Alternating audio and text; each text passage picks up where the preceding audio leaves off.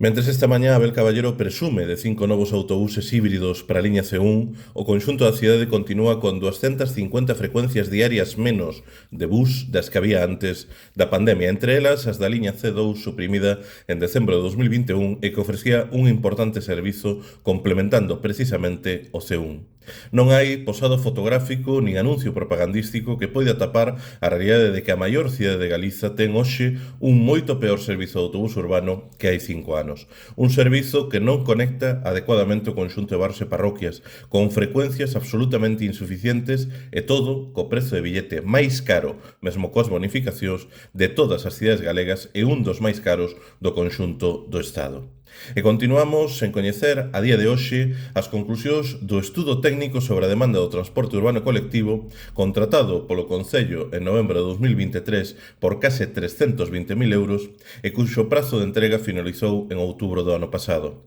Un estudo que, segundo o goberno local, ia ser a base para o deseño dos pregos e da actualización do mapa de liñas e que na súa elaboración debía incluir 4.000 enquisas en fogares e a persoas usuarias das que non temos constancia de que se teña realizado ningunha. Tampouco se deu ningunha explicación até o momento por parte do goberno municipal da razón de aumentar en case un 90%